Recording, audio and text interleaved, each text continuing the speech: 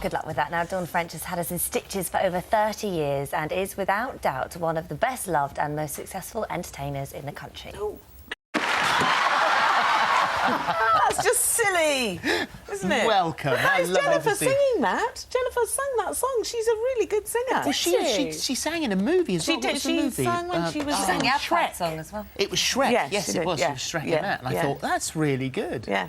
She's clever. But anyway, we're here to talk about you. Yes. Let's talk about you. Yes. Let's talk about Roger and Val, because this is Series 2 tomorrow at 10 on BBC Two. Yeah. We'll have a look at a clip and then we'll have a chat, because I love the fact that people calling it a sitcom, which it's not. It's not really, is it? No. I mean, it is funny in a way, but it's got kind of other layers, really. It's quite poignant, really. Absolutely. Let's have a look and then we'll chat. Ed? Yes? Here.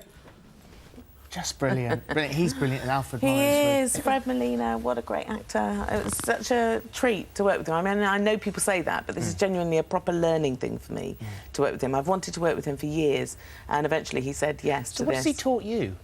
Oh, honestly, so much. There's something strange happens with Fred, which is that when you're acting opposite him, I mean, he's dead good then, and he's got 8 choices of how to say any line. I've got the one that I can offer. But between Fred speaking to me, and I'm in the room with him, I see his eyes, I see him close up every time, then the camera is involved, and something else happens. And when I see it, and I'm sometimes involved in the edit and so on, when I see it, there's something else about Fred. How is he doing that? The camera just absolutely loves him. Something about him and his acting. There's an extra level that's a bit sort of spooky, magical. by Yeah. There's it's sort of 30 minutes of a real slice of this couple's that's life, right, and so you show everything that happens within that 30 minutes as it happens. That's right. Does that throw up its own challenges when you're trying to film that? And yes, it does. I mean, there are practical challenges, like if you say a character runs up the stairs or they make a cup of tea, we actually have to do that in real time. But we've learnt how to do that. The writers have learnt. The great girls write it, Beth and Emma Kilcoyne. They're twin sisters from Sunderland, and it's their writing that makes this series really remarkable for me. That's what I was very interested in, working with these girls. Well, there have been real sort of poignant moments, because they've been married for 20 years and they know each other inside out, and they can be confrontational but so defensive of each other when they need to be, and supportive. But the marriage issues in the last series, when you weren't there, and it was actually really sad. You know that these two characters belong together, and this is a show about a functioning marriage, which is rare, really, for a comedy especially, because normally it's about everything that's the flaws with the marriage, you know, and this one is a nag or this one's a grump or whatever.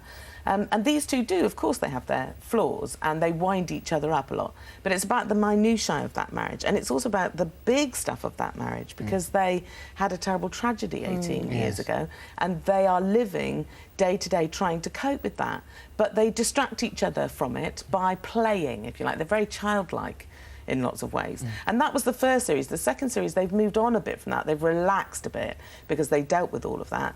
But in this series, there's a big secret. Something a revelation is afoot, and it could genuinely rock the whole marriage, and it's frightening. It's tomorrow at 10 and we won't say BBC any Two, more and that's about all that. we're going to say about that. Let's talk about you. Yes, okay. You were it was in the paper yesterday, and I read it and I thought, I don't know, I'm not sure. And you said you missed your old self. You mean weight-wise? Yeah. I kind of do, because I did like myself. I've never disliked myself in any way, and the weight has nothing to do with my self-esteem in lots of ways. So I'm used to that old body. I know how it works, I know how it moves, and I'm less used to this newer one.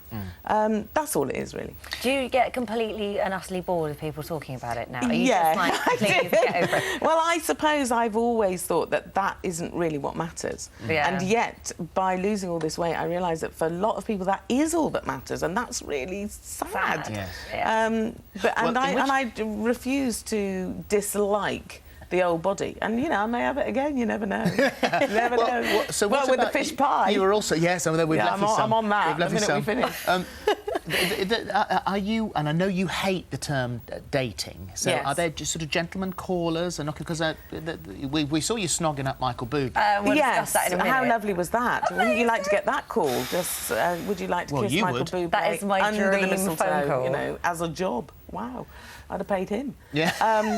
Yes, I'm very, very happy. Good. Let's put it that way. Good.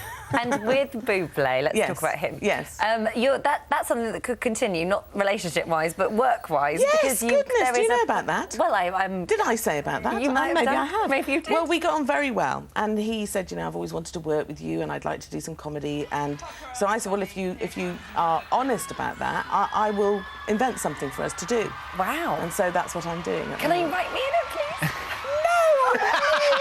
I don't need any competition, man. And what about Cowell? Because there was reports of this is most disconcerting interviewing you about Simon Cowell whilst you're snogging Michael Bublé. I know. What about? I've got to stop doing that. That's really unseemly for a woman of my advanced it's wonderful. years.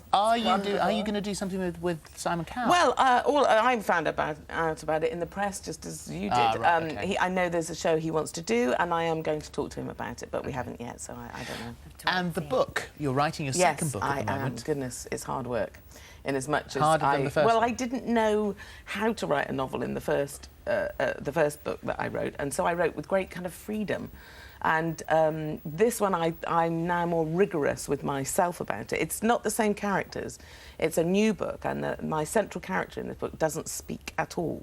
So I've given myself quite a difficult... That is a challenge. It is a challenge. So you find out about her via everybody else around her. So that's what I'm trying to say, that we are all different things to different people, that whoever knows you a slightly different way. Yes. And I'm trying to explore that, but goodness me, I write by pencil. I know.